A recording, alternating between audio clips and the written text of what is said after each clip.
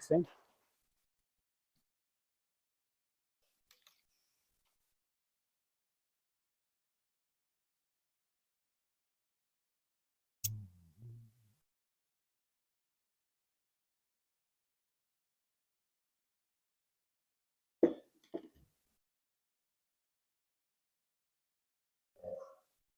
Thanks, Dean, for that introduction, and thanks for the invitation to speak to the Historical Society of Queensland, Royal Historical Society of Queensland. I was asked a year or two ago if I could do a presentation. I was a bit busy at the time, but I said, "What do you expect?" I think it was Michael Halliday said he wanted me to interest, inform, and entertain. So here goes. I visited a private club in Brisbane as a guest of a member. I think it was 2009. Let me know if I'm too far from the microphone too, please. I noticed a striking life-size portrait in the foyer, which is on the right on that image. For 40 years prior to that, I'd barely noticed a larger-than-life bronze statue, firstly near Roma Street Station and later repositioned in Post Office Square in the CBD. And of course, they're of Major General Sir Thomas William Glasgow, KCB, CMG, DSO, BD, Quatagare, and a few others. He was a country Queensland boy, a bank clerk, a shopkeeper, a citizen soldier, a war hero, a grazier, a cabinet minister, an international diplomat, a businessman, a family man, and by all accounts, a gentleman. So I'm going to tell some of his life story. He was born in 1876, the fourth of 10 children to Sam and Mary Glasgow on their farm Upton Bank at Blackmount on the banks of the Mary River near Tyro. In 1867, his father had pushed a hand barrow 63 kilometres to Gympie when gold was discovered there by James Nash. He successfully invested in some Gympie gold mines and established the family's finances, if not exactly a fortune. The family moved to Gympie in 1982 when, during one of Sam's business trips, Mary and the children were menaced by a group of labourers working on the sugar cane plantation that Sam was managing, Antigua. They established a general produce store at 27 Red Hill Road, Gympie, just up the road from the Deep Creek and Monkland gold mines. And the store specialised in mining supplies, including explosives. As in every gold rush in history, more people made money out of selling picks and shovels than from using them. They built a substantial house at number 36 Red Hill Road, which is still standing and has been nicely renovated.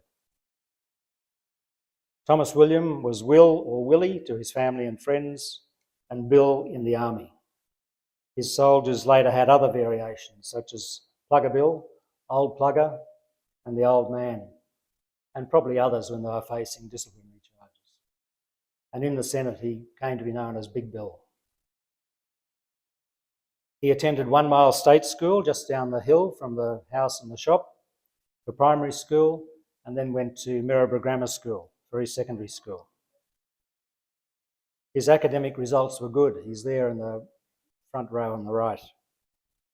It was here his military career was sparked by involvement in the school cadets. His cadet report praised his leadership and acceptance of responsibility. Even then, he stood out from his peers. So he didn't receive a formal tertiary education, but by the standards and customs of the 1890s, it was exceptional that he finished secondary school. Most children left school early to support themselves and their families, either in employment or by working on the family farm if they lived in a rural community. In 1894, at the age of 18, he had his first job as a clerk in a Gympie mining company. And the next year he joined the Queensland National Bank, where he worked for a total of 8 years. He spent his days off and holidays as a citizen soldier in the Wide Bay Mounted Infantry, and later the Queensland Light Horse. He met and worked with a clerk from another bank, Cyril Brudenell Bingham White, who mercifully went by the name of Brudenell. They became firm and lifelong friends. White was also an enthusiastic weekend warrior and in fact soon left the bank in 1899 to become a full-time soldier in the Queensland Regiment and later the Australian Army. He had a stellar army career and their paths often crossed, as I'll describe as we go on. Will was a natural leader and became a skilled horseman. In 1897 he was corporal and by 1899 Lieutenant Glasgow. In 1897 he'd been one of 21 Queensland light horsemen led by Captain Harry Chevelle on the left in the front row there, Will's on the right in the second row. They attended and rode in the procession through London to celebrate the Diamond Jubilee of Queen Victoria's reign. The medal he received on that occasion he wore with pride. And when he met Queen Victoria's great-great-granddaughter, Queen Elizabeth II, 57 years later in Brisbane in 1954, she was intrigued by the medal and they had a long conversation about it. He'd known her grandfather, father and uncle. In 1899, the South African Boers invaded Natal.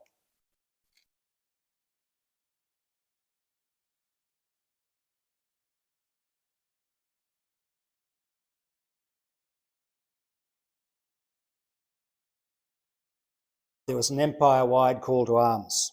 23-year-old Lieutenant Will Glasgow and his younger brother Alex were among the first of the 23 men of the Gympie Company, Queensland Mounted Infantry, to volunteer. They were farewelled by the people of Brisbane and Lieutenant Governor Sir Samuel Griffith in a march through the city on the 28th of October 1899. Major Percy Ricardo and Captain Harry Chevelle led the Queenslanders. Major Ricardo is sitting relaxed and comfortable in the front row there. Harry Chevelle is poised for action, crouching with the rifle on his left, and a eager beaver, Will Glasgow, is standing at attention behind and between them. The Boers initially were underestimated by the British. They saw themselves as fighting for their country on home ground against a foreign power. The home ground advantage was complemented by skillful guerrilla tactics and some community support. In the end, it required 400,000 troops, including 16,000 Australians, to defeat the estimated about 90,000 or so Boer fighters. And I'll briefly mention Glasgow's part in the war and its relevance to his life story. It was his first experience of battle, and as a lieutenant, his responsibilities increased as his leadership ability, courage in battle, and tactical skills, even at a company level, became evident. All those years of part-time soldiering had prepared him well. He was awarded the DSO and the Queen's South African Medal with 5 clasps, indicating participation in 5 major battles. He was mentioned in dispatches and promoted to captain. He served under and was noticed by, among others, Generals Kitchener, Haig, French and Hamilton, all of whom he'd meet again in World War I. He also met Prince Alexander of Teck in the bottom right-hand corner, who I'll mention a bit more about later on. He learnt a lot about leadership and soldiering, especially from Chevelle, Ricardo and Hamilton, and especially about the importance of care for the welfare of his soldiers. On his return to Australia with his brother Alex, their parents decided to retire, and in 1902 he and Alex took over the family store, so he added shopkeeper to his growing CV. He continued his part-time soldiering and he was promoted to major in 1912. He was 36 years old. The dashing young Will Glasgow was what would have been considered a catch at the time, but he'd known Gympie girl Belle Stum, likewise a catch, for most of their lives. Her father was a German-born immigrant, Jacob Stum, a successful businessman, owner of the local newspaper, the Gympie Times, and member for the federal seat of Lilley in the new Commonwealth Parliament. They were married in 1904. Will's younger brother Dave married Belle's younger sister Elsie on her right in that wedding photo. Will and Belle had 2 daughters, Joan in 1906 and Beth 2 years later. He was a doting and dutiful father, adored by his daughters.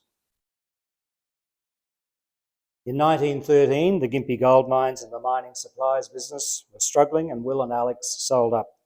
Will and his older brother Harry bought a grazing property, Sanders, near Dingo in central Queensland, and the two families moved there. When World War I started in 1914, Major Will Glasgow volunteered immediately. He shaved off his moustache, which startled his daughters. "Mummy, there's a strange man in the bedroom." He said goodbye to the family and caught the train to Brisbane. He, no doubt, like the rest of the world, thought he'd be home in 6 months. But at 38 years of age, a new stage of his life had begun. 50,000 other part-time soldiers and civilians initially signed on to bolster the existing 20,000 AIF members. Over the course of the war, over 400,000, or almost 40% of Australian males aged between 18 and 44 joined up. The placement of the recruits fell to Major General William Bridges.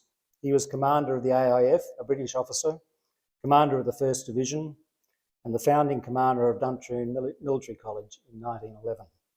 His chief of staff was Will's old friend, Brudenell White, now Colonel? Yes, Major, sorry. Tragically, Bridges' war was brief, as we'll see presently. Major Glasgow was made second in charge of the 2nd Light Horse. After training at Enoggera, the 2nd Light Horse embarked from Pinkenba for Egypt on September the 22nd.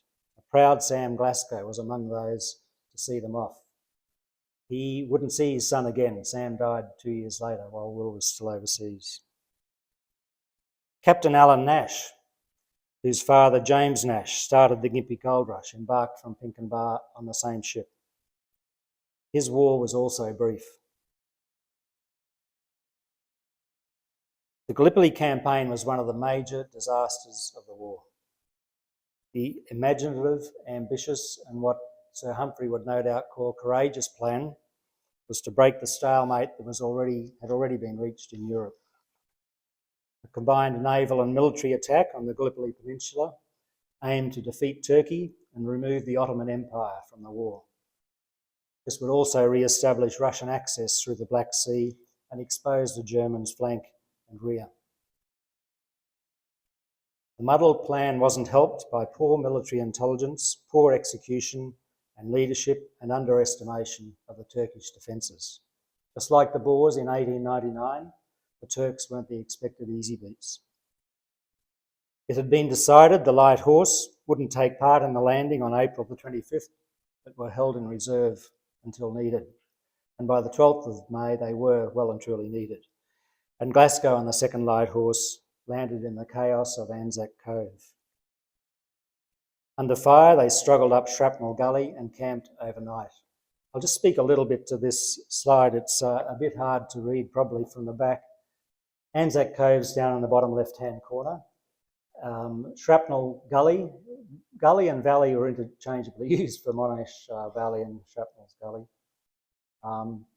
So Shrapnel's Gully started virtually from the beach, worked its way up a little bit to the left, then merged in with Monash Valley, and then Monash Valley went up to that ridge. So there's a ridge which goes from right to left, and that's where the Anzacs reached pretty well on the 25th of April, 25th of April on the night, and that's where they pretty well stayed for the next 8 months. They didn't get much further than that of significance. And that significant spots on there are the two, the neck. The next green triangle is Pope's Hill, and the next one is Quinn's Post. And those two were where Glasgow spent most of his time at Gallipoli. Lone Pine is far down on the right. The next day, they climbed the steep Monash Valley, 150 metres to Quinn's Post. The terrain above Anzac Cove was difficult, steep, full of gullies and undergrowth, and it's something that strikes you when you visit there. A good comparison with the climb to Quinn's Post, if you're feeling energetic, is climbing the western side of Mount Cootha, going up to the summit from Gap Creek Reserve without using the track, even without Turks shooting at you. So Glasgow spent a lot of time at Pope's Hill and Quinn's Post, and as I said, they were reached on the first day of the 25th of April, and says much that that's all they held, much those same positions 8 months later. The Anzac positions were vulnerable to enemy fire from three sides for the whole 8 months of the Gallipoli campaign, especially in the first month. The Turks were strategically well placed in a higher position on Dead Man's Ridge and the rest of the ridge, which went down to the right. Turkish snipers had an excellent field of fire down Monash Valley. On his third day, Glasgow and a few of his men were descending Monash Valley from Pope's Hill past Colonel Harry Chevelle's headquarters. Chevelle had arrived a few days earlier at the same time as Glasgow.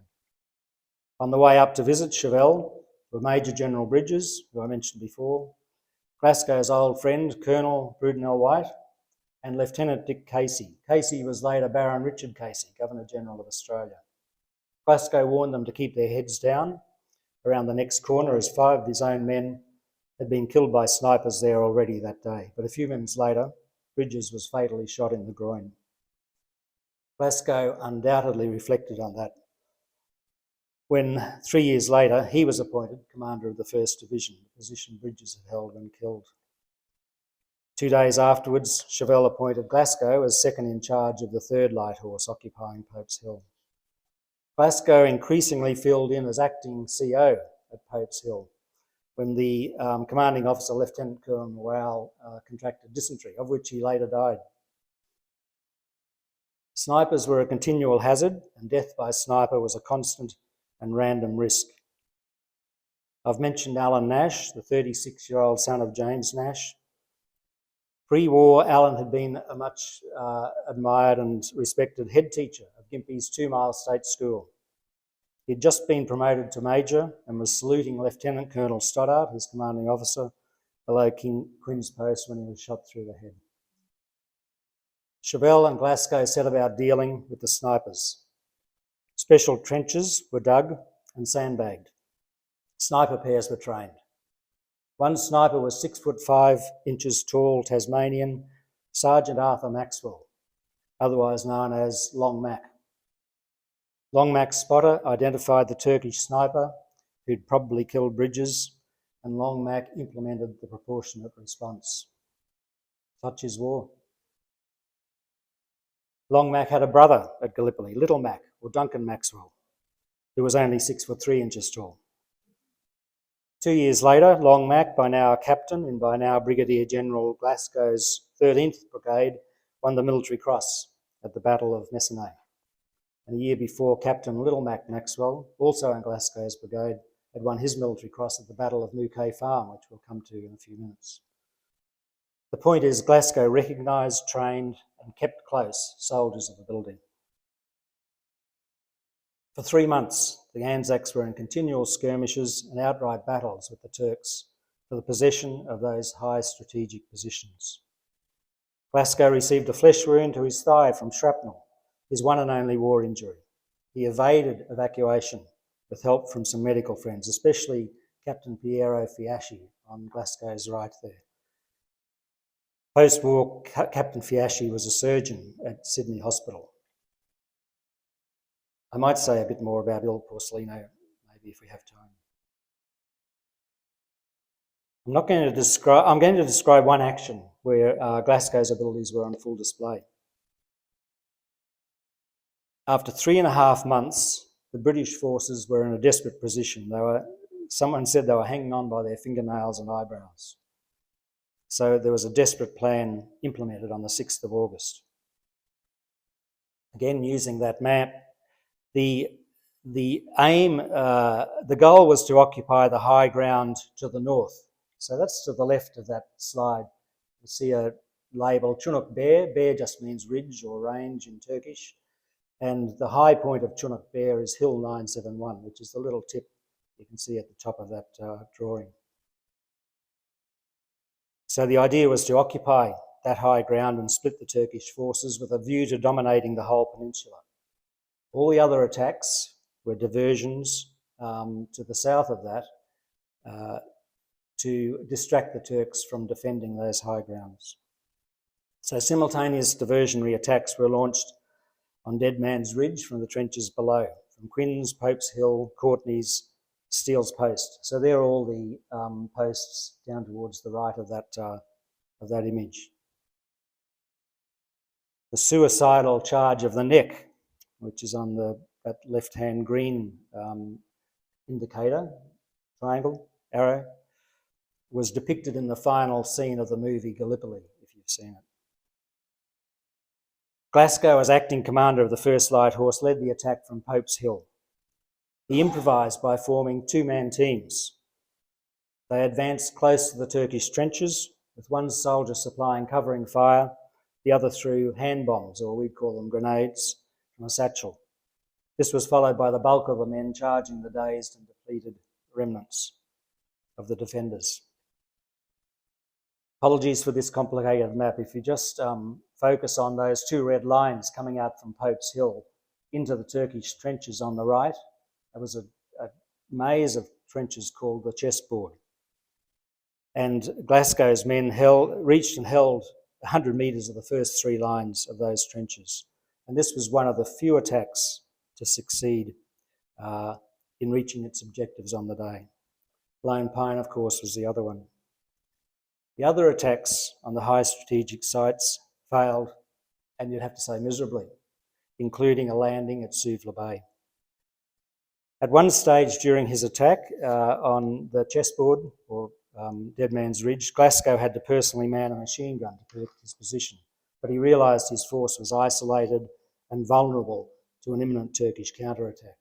So rather than sacrifice even more of his men in the hopeless situation, and it had been a bloody battle, he ordered a retreat, at one stage carrying one of his wounded men 160 metres to safety. In that assault, of the 200 light horse soldiers, 154, or 3/4 of them, were killed or wounded. This is an image of the roll call the next morning. Glasgow was the only officer unscathed. His actions earned him the CMG, and he was promoted in the field to Lieutenant Colonel. The August offensive failed because of poor planning, poor senior, especially British leadership, of inexperienced troops, especially newly arrived, undertrained British reinforcements. Through the whole of Gallipoli and the First World War, virtually all of it anyway, the ultimate commanding officers of the Anzac troops were all British officers. Australia was part of the British forces. There was inadequate artillery support, difficult terrain, and the Turkish defence was formidable. And Glasgow's 1st Light Horse attack stands out as exceptional. He demonstrated leadership, decisiveness, composure under pressure, tactical skills, personal courage, discretion when valour was pointless, and concern for his men. And you'd have to add luck. As I said, that shrapnel wound he'd received a few weeks before was his only significant wartime injury over the course of 5 years. With the failure of the August offensive, the Gallipoli campaign effectively was over, and the retreat and evacuation started in December 1915. For Glasgow, Gallipoli accelerated his ascent to promotion, success and fame. Most of the Anzacs were transferred to Egypt for rest, retraining and redeployment. Thousands of reinforcements had arrived in Egypt, and the AIF was expanded and modified. Most of the light horse brigades were reunited with their horses and went on to the Middle East, but Glasgow's path was diverted to the Western Front. He was transferred to the infantry as Colonel and Temporary Brigadier General of the 13th Brigade of the 4th Division. Pompey Elliott commanded the 15th Brigade and Monash the 4th. After training in Egypt and France, Glasgow and his brigade arrived at Pozières on the 13th of August amidst the battle for Mouquet Farm, which is about 1.5 kilometres from the village of Pozières. Pozières is on a low ridge, on a large plain, on a ruler straight Roman road between Albert and Bapaume. It's a molehill topographically, but that elevation in 1916 made it a mountain strategically. It gave defenders a panoramic view of the surrounding countryside and attackers a precise target for their artillery. Men could be and were vaporised by an artillery shell within hours of arriving. There was nowhere to hide. Within 24 hours, Major Hercombe, a courageous and decorated Boer War and Gallipoli veteran, and the commander of Glasgow's 50th Battalion, succumbed to shell shock and was evacuated, eventually back to Australia. In contrast, another Gallipoli veteran, Captain Harry Murray, Australia's most decorated soldier, the British side's most decorated soldier in World War I, won a DSO for valour at Mukay Farm. Captain Murray was nicknamed Mad Harry by his fellows, not for any psychiatric condition, but because of his ferocity and effectiveness in battle. Post-war, he settled in outback Queensland. He died in Miles Hospital in 1966 at the age of 86 after a single vehicle accident on the Condamine Highway on his way to the Gold Coast for a holiday with his wife. Despite temporarily occupying Mukay Farm, Glasgow's brigade's attack at Pozieres was a failure. He was on a new learning curve for a war different from that at Gallipoli. Of the brigade's 2,200 men, 65% were casualties. Of the 700 wounded, half of them would never fight again. 175 were killed and almost 500 missing. And at Pozieres, with 24/7 artillery barrages, missing meant dead. I'm not going to recount all the other major battles Glasgow's brigade fought, but with each battle, both Glasgow and his men were learning from their successes and failures. I'll refer to one battle that cemented Glasgow's reputation and arguably hastened the end of the war. Reinforced by almost 1 million soldiers freed from the Russian front by the Bolshevik Revolution, the Germans launched a massive offensive on the 21st of March 1918. On the 24th of April, the village of Villers-Bretonneux was taken by the Germans. The strategically critical city of Amiens was in sight and in their sights. The village had to be retaken quickly. A hastily prepared counterattack was to be spearheaded by Glasgow's and Pompey Elliott's 13th and 15th Brigades on the night of 24th of April, the day before the 3rd anniversary of the Gallipoli landing. British and Moroccan infantry would support their flanks. At midday on the 24th, Glasgow and his 3 staff drove close to the front line to assess the proposed battlefield. General Haig lent his car and driver. On arrival, their driver promptly and sensibly dived into a shell crater. Glasgow told his 3 staff not to duck if an occasional shell landed, and with studied nonchalance, in full view of the British headquarters 90 metres away, they reconnoitred the proposed battle site. No one else had bothered to do that prior to this, or had time to do it, I guess. An artillery barrage did necessitate a faster than nonchalant exit, but they'd seen what they needed to see. Apologies again for the complexity of this battle plan. Just focus on that black arrow, which goes from the left-hand side up towards the right. The original strategy ordered Glasgow's 13th Brigade to assemble in daylight at the lower end of that arrow, in full view of the emplaced Germans. They were then to start a twilight attack at 6 p.m, and remember, in that part of the world at that time of year, twilight lasts till about 9 o'clock at night. The attack was to be at an angle from the south, as that black arrow shows, across the field of fire of those flanking German machine guns. The German front line is that notched line that was bristling with machine guns. Glasgow persuaded the impulsive Elliott not to split his battalion as he'd intended to do, but stick to the northern side of Villers-Bretonneux, and they'd meet up on the other side, Glasgow concentrating on the south side. Glasgow then discussed the plan with British Major General Henniker, his immediate senior. I should add to the list of Glasgow's qualities, he was a man of few words, but when he spoke, he did so effectively.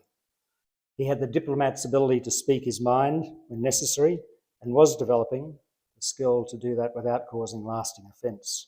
As Churchill said, diplomacy is the art of telling people to go to hell in such a way that they ask for directions. Henniker said the orders were from Lieutenant General Butler himself, a senior British officer, and that they had to be followed. Old chap, no doubt.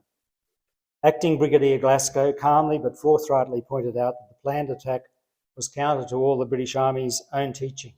His brigade's flank would be exposed to and most likely destroyed by the German machine guns. He could have added, as happened at Fromelles.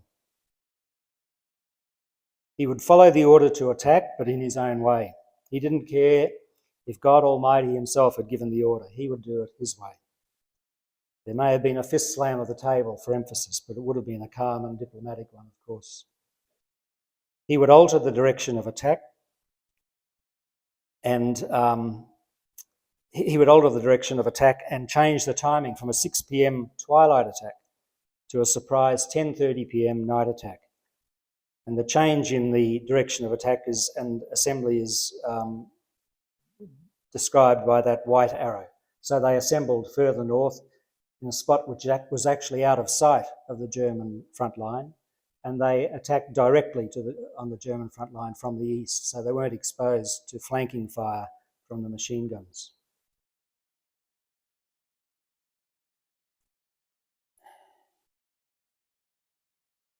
The resultant battle was a resounding success, with the Germans defeated, with many casualties, and a retreat that became a rout. The retreat is that red arrow.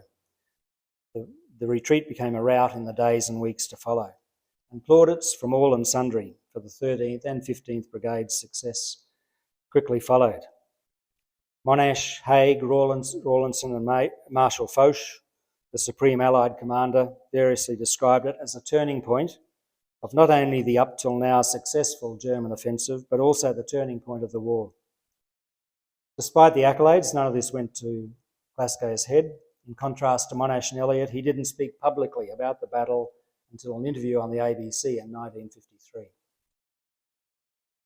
Perhaps more important to him than the success of his actions were the 2,473 casualties, a 1 in 4 casualty rate his men suffered in the 3 days of the battle.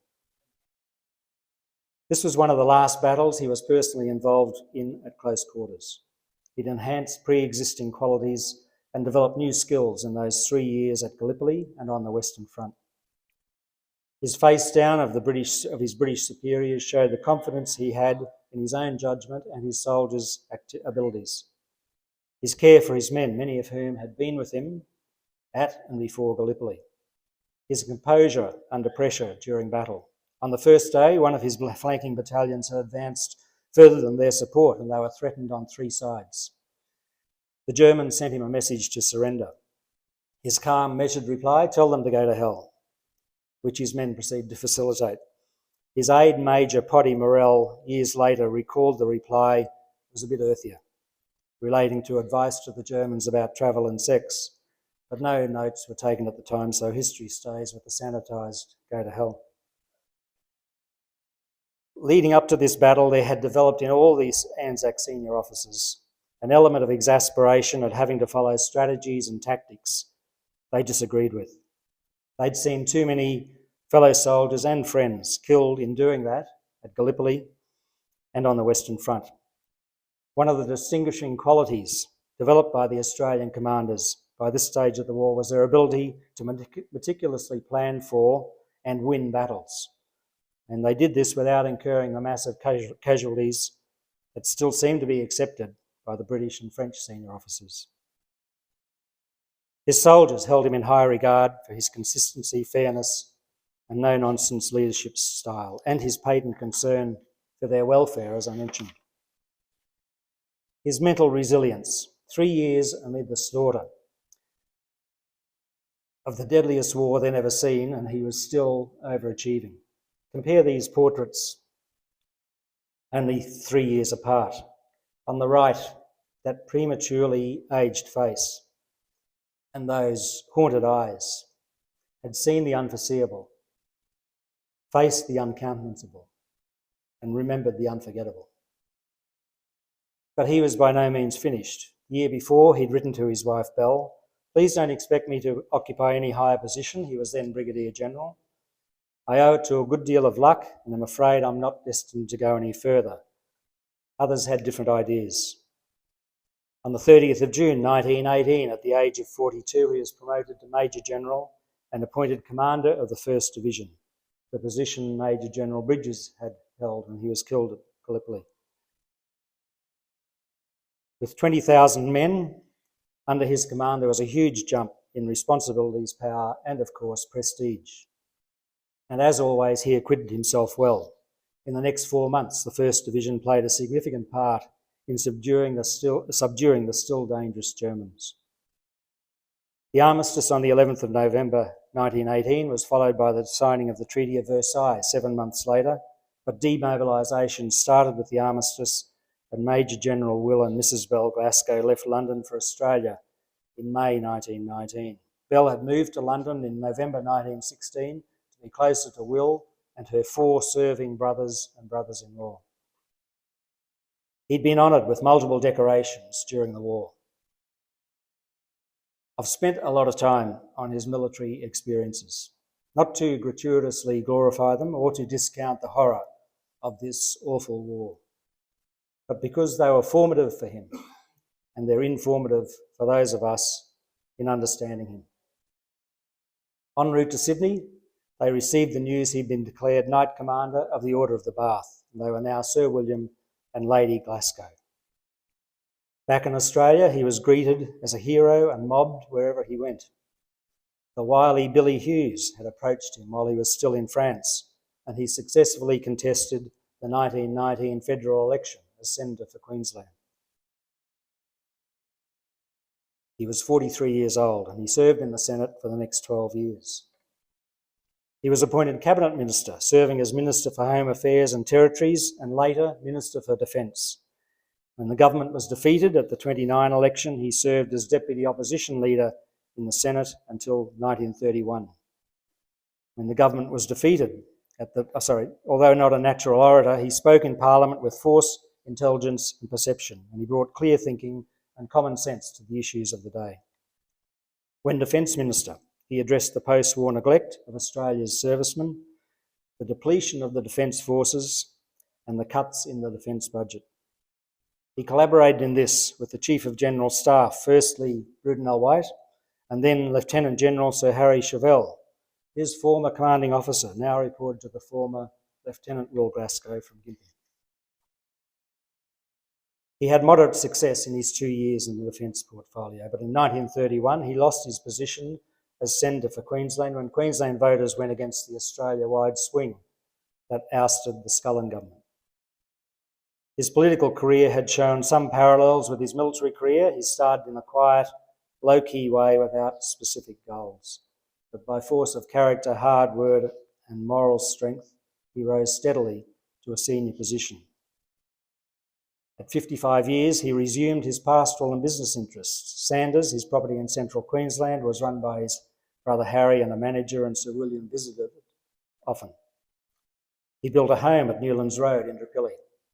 He had an active business life as a board member of half a dozen companies, including chairman of the AMP board in Queensland, chairman of the National Bank in Queensland, chairman of the Finneys department store board, and a few others.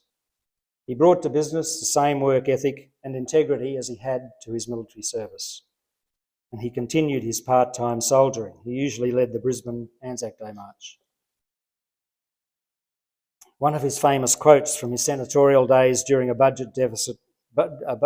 defence budget debate is, "No one can foresee war, it comes down like a thief in the night."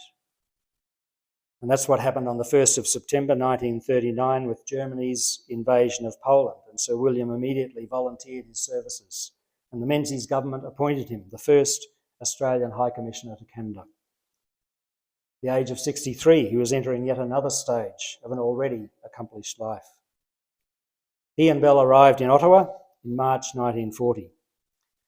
They look a little bit peeved, probably from the travel fatigue, but also he'd been mistaken for Dick Casey by the waiting press. Casey had been appointed ambassador to Washington. I've mentioned he and Glasgow had met in a trench menaced by snipers at Gallipoli.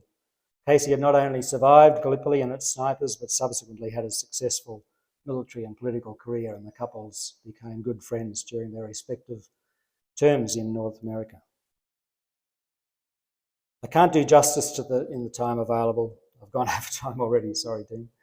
To their 5-year term in Canada. It was a team effort, as diplomatic positions tend to be. The intention of this new position was to formalise and strengthen an already existing international relationship. Canada and Australia had been involved together through their shared colonial and Dominion status in the British Empire in the Boer and First World Wars. And Glasgow had personally fought beside Canadian troops in both. His battalion's bacon had been saved by them at Mouquet Farm and Polygon Wood. Both nations wanted to increase military cooperation and mutual aid. Sir William's diplomatic career followed the formulae of his previous bank, pastoral, military and political careers. Start with and master the basics, work hard, look after your people and make the most of the challenges and opportunities. He was what we'd now call a networker, sans mobile phone, with an array of friends, colleagues and acquaintances he'd met and stayed in touch with all his life. Canada's unconventional Prime Minister, William Mackenzie King, was popular with voters and electorally successful, but there was a lukewarm start to their relationship. Glasgow thought Mackenzie King not quite up to scratch, and Mackenzie King thought Glasgow a pleasant man, no doubt sound, but quite ordinary and past his day. Hey. There's a little rabbit hole which I was going to go down, but in the interest of time I won't, about Mackenzie King. After his death, his 50,000 pages of personal diaries were published, and he got the nickname, probably mostly among his enemies, of which he had a lot, of Weird Willie, but that's another story. The Glasgows also formed a friendship with the Canadian Governor-General and his wife. He was Major General, the Right Honourable Alex Cambridge, Earl of Athlone, an ex-British Army officer who'd Glasgow met in the Boer War when he was Lieutenant Prince of Teck, a Prussian title. The Alex Cambridge, or the Governor-General, had adopted Cambridge as his surname. The others, he joined the entire British royal family in renouncing their German and Prussian Saxe-Coburg-Gotha surnames and titles in June 1917. He adopted Cambridge, the others adopted Windsor and later Mountbatten. Excuse me. His wife, Princess Alice of Albany, granddaughter of Queen Victoria and Belle Glasgow, also became good friends. And when Princess Alice informally visited her daughter, Lady May Abel Smith, wife of the Queensland Governor Sir Henry Abel Smith in Brisbane in the 50s and 60s, she usually stayed with Belle at the Glasgow home at Indooroopilly. The Canadian appointment was a success. Sir William was instrumental in establishing with the Canadians the Empire Commonwealth Air Training Scheme. Promising young Royal Australian Air Force aircrew were selected for further training in Canada prior to service in Europe, and Glasgow frequently visited these young men across Canada. 10,500 Australian aircrew trained in Canada between 1942 and 44, including my then 20-year-old father. When the war spread to the Pacific on the 7th of December 1941 and the US entered the war, Sir William's role ratcheted up. He frequently represented Australia in meetings with Canadian, British and US military and political leaders, including a couple of times Churchill and Roosevelt. He asked Churchill once what was the significance of the attack on the 7th of December that brought the US into the war. And Churchill said, Pearl Harbor, pearls without price, Glasgow. By 1944, Australia and Canada had a bilateral mutual aid and trade agreement and a warm relationship which has persisted. The Canadians liked him. He was considered for the Canadian Governor-General's position at the end of his High Commissioner term. When the war ended, after 5 years in Ottawa, they returned to Australia and their home at Indooroopilly. Sir William was no self-promoter. He let his actions speak for themselves. He wrote no memoirs. Public articulation of private self-reflection wasn't one of his coping skills or coping mechanisms. The only writings he left are the letters he wrote, including those he exchanged with his family when he was overseas, and his descendants have generously made them available in the State Library of Queensland. And Simon had a bit to do with that. His granddaughter Deborah McDowell has been interviewed by the State Library, and she recalls a kindly but formal gentleman striding with a ramrod straight back down the middle of Newlands Road to the Indooroopilly railway station to catch the train to the city where he had an office. Sir William died on the 4th of July 1955 at the age of 79. He was afforded a state funeral with a service at St Andrew's Presbyterian Church. Lady Bell died in 1967. His parents had provided him with a head start to life, a loving home environment, an education, a foundation of moral values, and a strong work ethic. So what do I admire about him? He made the most of that head start in life. He was a man who forged his own life and accomplished much in it. His family was important to him. He was unpretentious and humble and was able to engage with a range of people, from soldiers in their trenches, politicians in their cabinets, and royalty in their palaces. He had an empathy for his fellow man and was generally admired, respected, and liked. He had a passion for the British Empire, for Queensland, and for Australia. He was part of world-changing events that helped shape him and that he helped shape. He had a resilience that allowed him to endure experiences that disabled other men. And he had abilities that helped others survive such experiences.